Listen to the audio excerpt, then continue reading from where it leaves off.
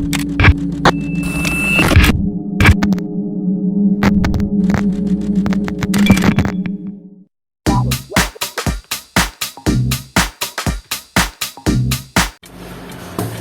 xin chào tất cả các bạn đã quay trở lại với kênh của Văn Hóng Lazada. Đó là chúng ta tiếp tục review các cái sản phẩm của các cái linh kiện điện tử ở trên Shopee. Mình có một cái lô cái linh kiện đến từ Asana Anasa. Và chúng ta cùng review xem như thế nào.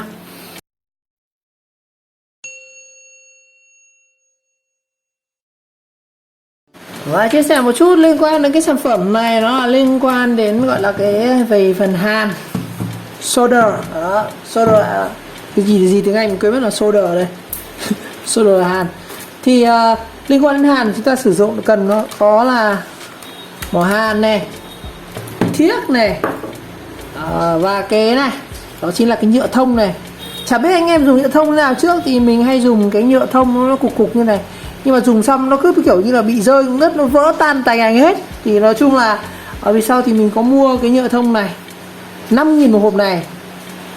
Mình thấy 5.000 thì thực sự thì cũng không phải đáng bao nhiêu, nhưng mà mình thấy thì nếu mà anh em sử dụng nhiều hoặc là mình có nhu cầu mình dùng các cái nhựa thông lỏng thì thực ra 5.000 cục này dùng cũng best xì nhè.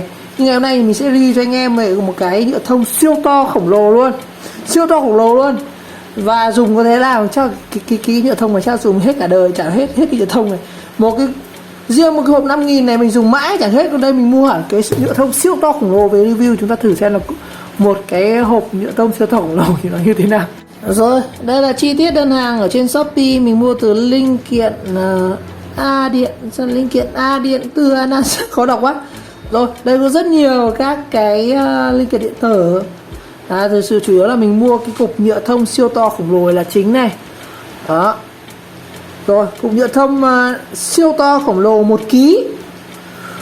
Mình nghĩ rằng 1 kg nhựa thông thì không biết là dùng đến bao đời mới hết. Thì gọi là một lạng mình dùng có phải chục năm, chứ còn 1 kg chắc là dùng hết cả đời nhỉ. Nhưng không sao, mua về chẳng mai kia có cái thí nghiệm gì vui liên quan nhựa thông thì mình sẽ làm video nhá. Rồi, và đây, cái sản phẩm này đang bán với giá là 67.000 một cân. Nếu anh em mua nửa ký thì là 40.000. Mình thấy thực ra lúc đầu mình định mua nửa cân cơ, nhưng thấy 40.000 với cả 67.000 nó cũng chẳng vây nhau là mấy. Thôi thì mua hẳn một cân, mai kia thừa thì mình có làm thí nghiệm gì vui nhựa thông thì cũng chia sẻ với mọi người được. Đây là nhựa thông này. Đó. Đây bán cả acetone nhá, nhưng acetone nhà mình có nên mình cũng không mua nhá. Rồi, shop này thì bán cái này rẻ nhất ở trên Shopee rồi. Trong Sài Gòn họ bán 80.000 cơ. Thực ra cái nhựa thông ngoài thì nó rẻ, nhưng mà mỗi shop lại bán một kiểu. Có shop thì bán 16.000 một lạng. 16.000 một lạng tính ra thì là 160 một cân nhá anh em. Đây mình mua luôn hẳn một cân 67.000 rẻ. Mua về quay thử cho anh em xem thế nào. Siêu to khổng lồ hàn bình nghỉ. Một cân mà cầm thế nặng. Đó, rồi. Rồi cái sản phẩm thứ hai là bóng đèn Luxeon 10W giá 15k. Con này chỉ đang bán với đúng giá 15k, cũng chẳng có sale gì nghe ạ. Đây, đèn led đây, 10W. Con này sử dụng là 200 điện 12V nha anh em. Đó. Tiết diện của cái này đây. Đó, mình thấy cũng ít người mua, nhưng mua ủng hộ cho shop. Rồi. Và tiếp theo là chúng ta sẽ có combo là 5 nút nhấn 4 chân kích. Đây là cái công tắc nhấn anh em, loại nhỏ nhỏ là 12 x 12, tức là nó chỉ là 1 cm thôi, khoảng là 1,2 cm, nó chỉ nhỏ nhỏ như này thôi. Ở đây có 4 chân. Mình mua ở trạm mai kia mình hàng công tắc thì nghịch tiếp thì mình sẽ dùng cái công tắc này, công tắc đèn chẳng hạn. Rồi rẻ lắm, có 4.000 5 cái, mình mua hẳn 4 x 4 chắc là 16 cái. Đó. Cùng nhựa thông thì mình nói rồi. Và đây là gói led dán 0603 SMD FPD là tên linh kiện nó dán nhá. Còn Đại học Công nghiệp Hà Nội chắc là bên tên shop thì sao. Cái này mình cũng không có thông tin nhiều, mua thử về nghịch. Rồi, và đây có một cái gói nữa là 10 con led siêu sáng là phi 5. Đây. Led thì nhà mình cũng khá là nhiều, mua về thôi chẳng cũng là dỗi nghịch, thì nó cũng rẻ mà. Có 2.000 10 con, mua hẳn đây mình mua 50 con. Đó, cũng rẻ thôi chắc 10.000. Đó. Tiếp theo là cái led 7 màu nhấp nháy hai chân, 1.000 một con. Đây là led 7 màu. Cái con led này anh em hay gặp ở trong các cái gọi là cái mạch gì nhỉ, mình nhớ có cái mạch nó led 7 màu ấy, mạch ổ điện cái gì ấy. Nó hay có cái led này này, nó nhấp nháy đủ các màu, nhìn khá là đẹp. Có 1.000 một con thôi, mua hẳn 10 con về chẳng là nghỉ chơi. Tổng đơn hàng là 129.000 nha anh em. Và cái đơn hàng này thì mình được, nói chung là này sale chẳng có khuyến mại mấy, 128.000 thì mình sẽ được hoàn 10.000. Chắc là mua đơn hàng là 119.000 anh em, 120 đấy. Đơn hàng này khoảng 120 nhá. Rồi bây giờ mình bóc thử xem bên trong chúng ta có gì nhá. Đó là thông tin trên app. Rồi đây là kiện hàng mình nhận được. Ôi dồi nặng cái trưởng các bạn, 1 cân nhựa thông mà vẫn free ship nha anh em. Free ship 15.000. Đây, Shopee chỉ có free ship 15.000 thôi. Đây, linh kiện điện tử Asia cũng ở tại Quang Biểu nhá. Cái shop này chắc là gần linh kiện điện tử 3M, rất là nổi tiếng rồi. Đây, 40 tại Quang Biểu. Đó, linh điện tử Anasa. Đây, thông tin đơn hàng thì đâu trên app thôi. Con led tiếp nháy này, led phi 5 5 cái gì 5 nút 44 chân. Quan trọng là 1 cân nhựa thông. Đó, giá là 129.000. Trọng lượng cái này nó khoảng 1,3 cân nha anh em. Mẹ ơi, 1,3 cân gì ảo vậy. Mua 1 cân nhựa thông mà mấy cái mạch gì đến 3 lạng nữa. Rồi mình sẽ rạch ra để kiểm hàng nhá. Đó.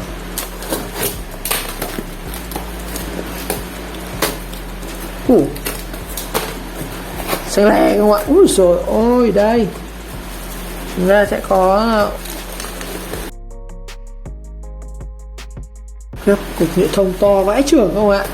Rồi trong này chúng ta sẽ có vài cái linh kiện nữa đây, mấy cái linh kiện nhỏ nhỏ lè lè.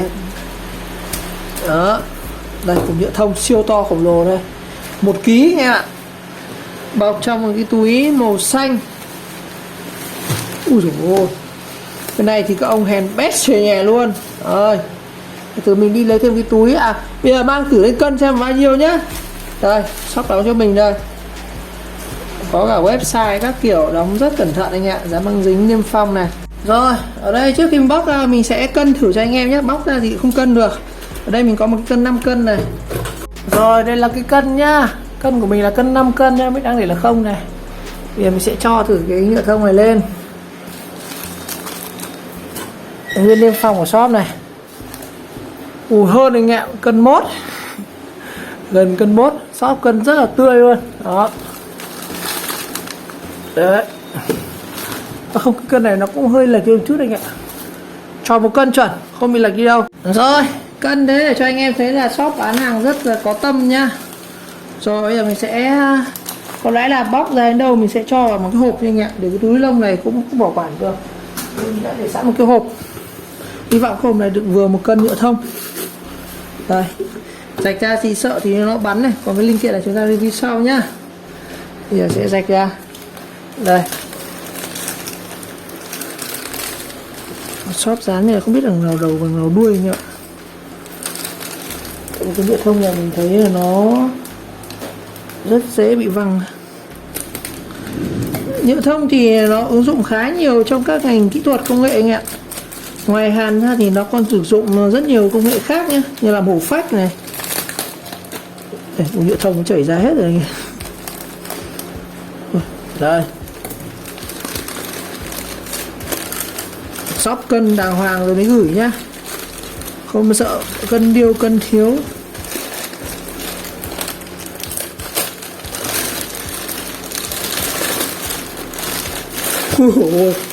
Có lẽ trong cuộc đời mình chưa là những cục nhựa thông to như này anh em ạ. Trông nó như cục đá vậy. Đây, cục nhựa thông siêu to khổng lồ. Thực ra là nó bị vỡ thành nhiều mảnh nhá, trông nó như thiên thạch này. Đây, nhựa thông một cục này. Một cục nữa cũng to chà bá luôn này. Ui dồi, một cục nữa này. Đây này, ngày xưa mình cứ hàn một cục này bét về nhà nghẹo, dù muôn đời chả bao giờ hết. Đây, mà nhiều khi như chỗ cũ mình, anh sếp anh em mua cục này này, cả phòng dùng mấy tháng không trả lời hết. Đây, rất nhiều anh ạ, trông như miếng bánh vậy. Đây nữa này.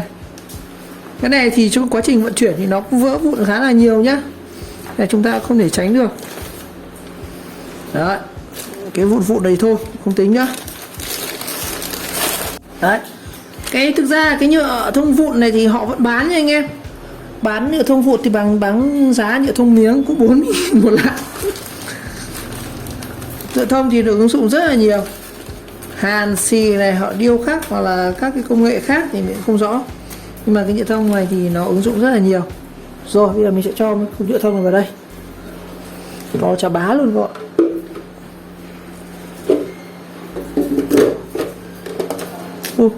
Để vừa một lọ này luôn anh em ạ. Đó, vừa xinh một cái lọ này. Đó, cái vụn này chắc mình sẽ bốc tay cho sang rồi.